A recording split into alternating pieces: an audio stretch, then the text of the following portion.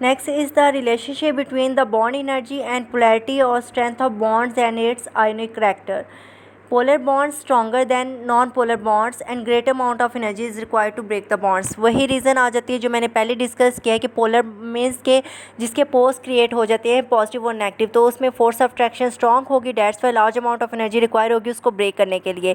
जो non polar होते हैं, नॉन पोलर मीन्स के उसके पोल्स क्रिएट नहीं होते तो उसके less force of attraction present होगी तो वो इजीली ब्रेक हो जाते हैं। अब यहाँ पे आप इस पेज में कैलकुलेट करेंगे calculation of bond energy contribution of one hydrogen atom. अब इसमें थोड़ी सी मिस्टेक है बुक में, वो आप इसकी करेक्शन कर लीजिएगा।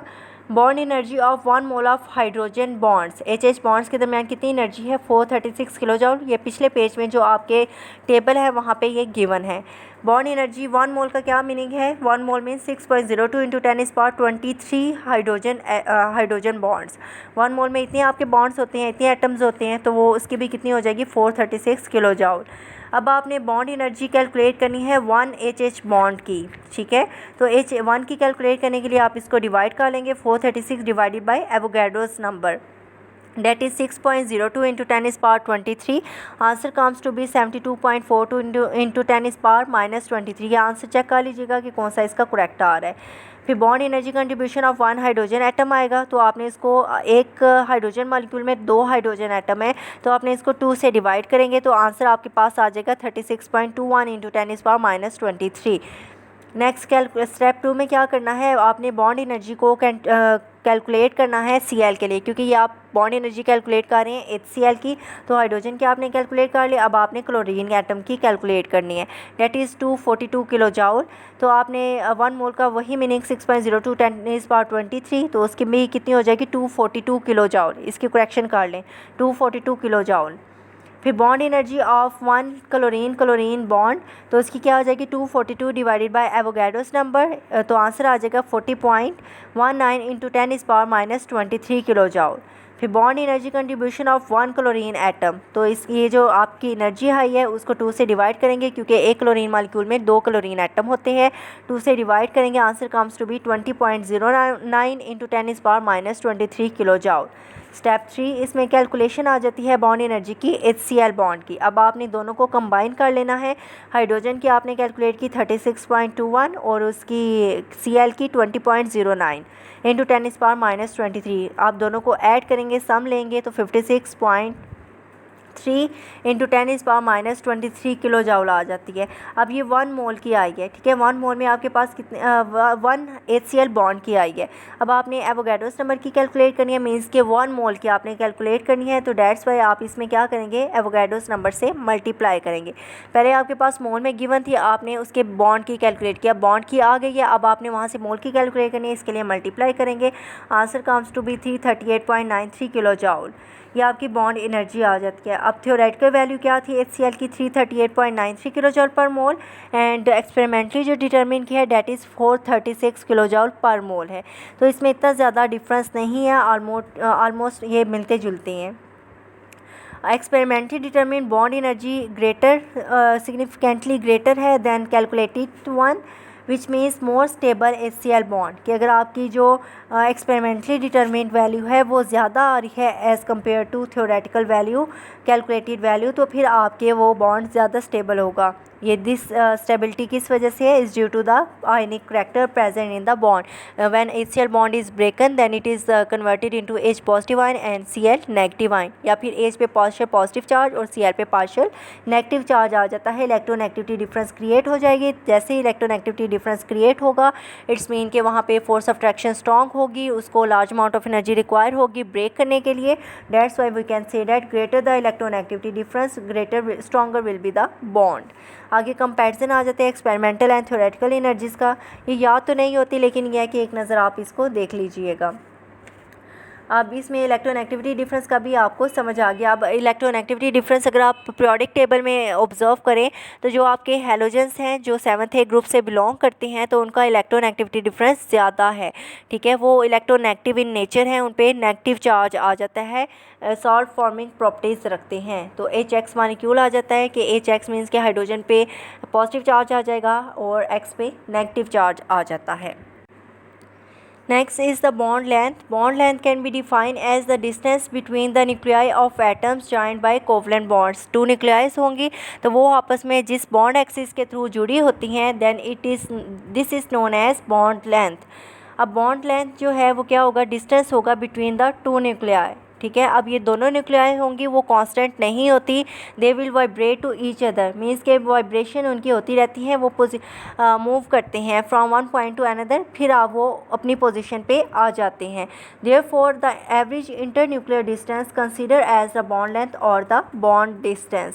अब बॉन्ड लेंथ जो है वो सबकी सेम नहीं होती, हर एटम्स की बॉन्ड लेंथ जो है वो डिफरेंट होती है. It is measured by techniques that are X-ray diffraction. X-ray diffraction means it gives information about the unit cell dimension, कि जो भी यूनिट सेल होगा जिस एटम से, जिस सेल से मिलके बनी होती हैं, उनकी डायमेंशंस के बारे में इंफॉर्मेशन दे देते हैं. And neutron diffraction is the atomic और मैग्नेटिक स्ट्रक्चर ऑफ मटेरियल, कि कोई भी अगर मटेरियल है तो उसका एटॉमिक स्ट्रक्चर के बारे में इंफॉर्मेशन देते हैं कि वो एटम जो है उसकी अरेंजमेंट क्या है, उसका स्ट्रक्चर क्या है, उसके यूनिट सेल के बारे में इंफॉर्मेशन, मीन्स कि कंप्लीट इंफॉर्मेशन किसी भी मटेरियल की न्यूट्रॉन डायफ्रैक्शन के थ्रू ऑब्जर्व कर सकते हैं. And microwave spectroscopy which is used to measure the wavelength. Next is the measuring units. ये मेजर किए जा सकते हैं एंगस्ट्रॉम में, डेट इज़ ए नॉट, और picometre. 1 picometre is equal to 10⁻⁻12 metre and 100 picometre is equal to 1 angstrom, that is equal to 10⁻⁻10 metre.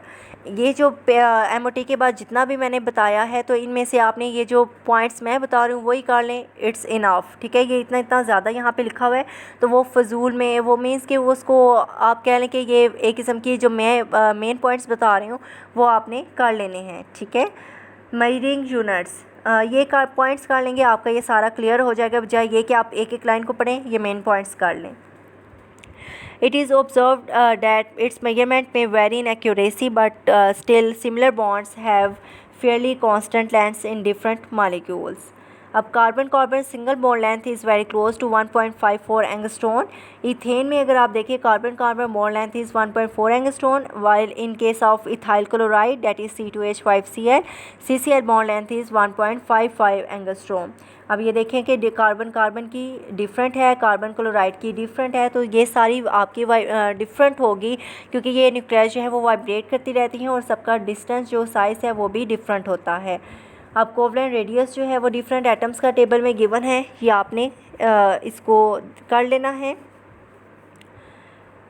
However, in most cases, length of the bonds between two unlike atoms is markedly shorter than the sum of two covalent radii.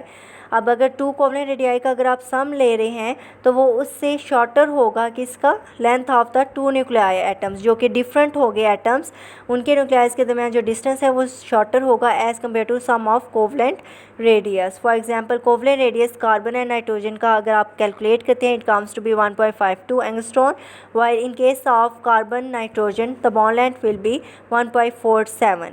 ये आपने कर लेनी है. ठीक है, इसके अलावा इसमें मेन चीज़ क्या हो जाती है कि बॉन्ड की श्रिंकेज हो जाती है.